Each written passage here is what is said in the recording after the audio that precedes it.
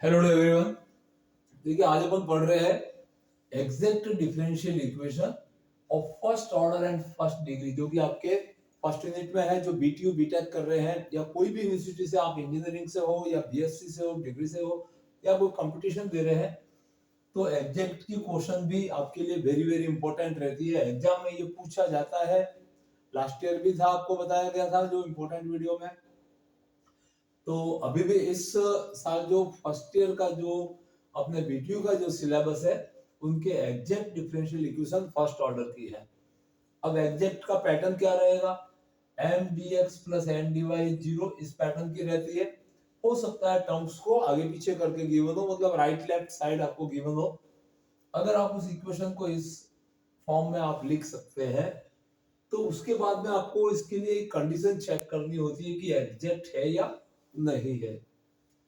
जो m है ये function of x and y का रहता है, और जो कैपिटल n है वो भी मान लीजिए कोई एक और फंक्शन है, ये भी x और y के। तो ये m और n, capital n x y के फंक्शन है।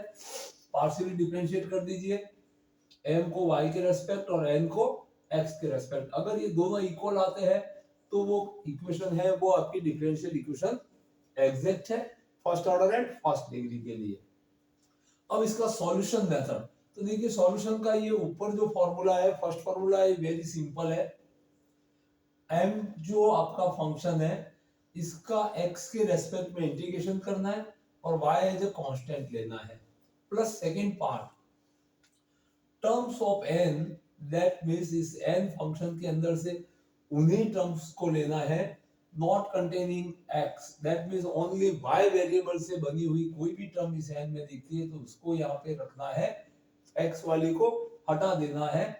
और dy, this integral, that means फिर जो y वाली टर्म होगी उसको y के रेस्पेक्ट इंटीग्रेशन कर दीजिए और राइट हैंड साइड में इक्वल टू कांस्टेंट।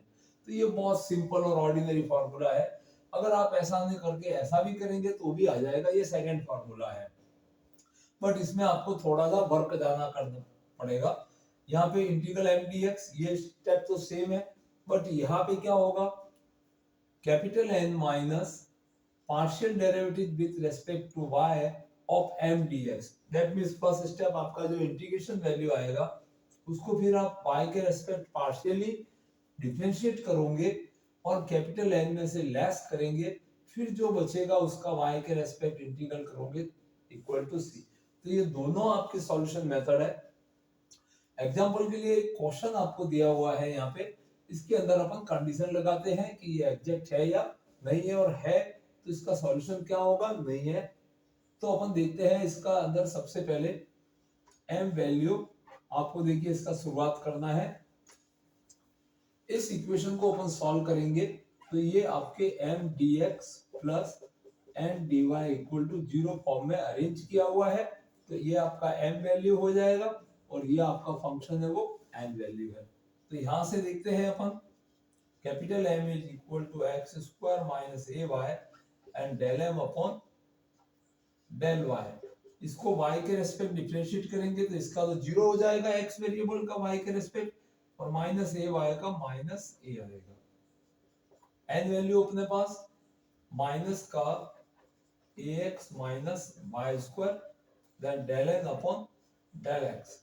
इसको x के रेस्पेक्ट डिफरेंशिएट करेंगे तो y स्क्वायर 0 हो जाएगा और ax का a आएगा, तो यहाँ पे भी आपको माइनस a आ जाएगा। दैट मींस आपके पास कंडीशन आ गया कि del m upon del y is equal to del n upon del x, therefore it is exact differential equation. अब अपन इस फर्स्ट मेथड से करते हैं, तो देखिए इसका सॉल्यूशन आपके पास में क्या आता है। तो बहुत ही सिंपल फॉर्मूला है।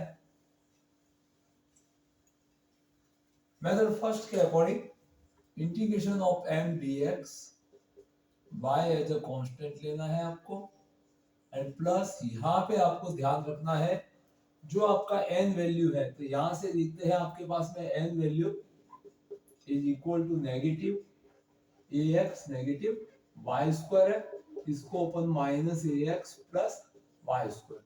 अब यहाँ पे रहती है term not containing x, that means इस टर्म को छोड़ना है, ओनली कौन सी टर्म लेना है आपको, वाई स्क्वायर लेना है, दैट मीन्स यहाँ पे रहती है term in an not have x और इसका dy इज इक्वल टू सी है।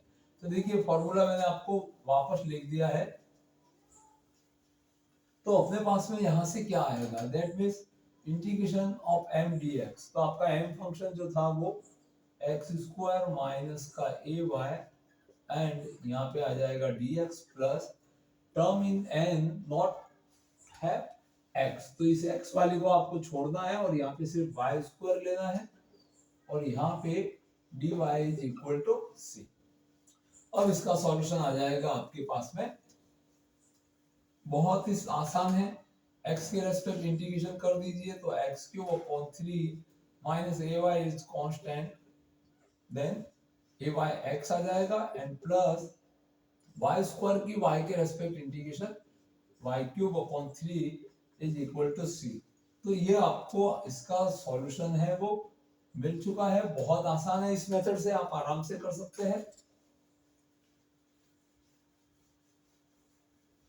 अब इसको थोड़ा सा अरेंज करना चाहे तो ऐसे भी लिख सकते हैं X cube minus 3ay(x) plus Y cube is equal to C. That means क्या हो गया, 3 से मल्टीप्लाई करा दिया तो कांस्टेंट को 3 से मल्टीप्लाई करेंगे तो कांस्टेंट ही रहेगा, मतलब 3c is also equal to constant.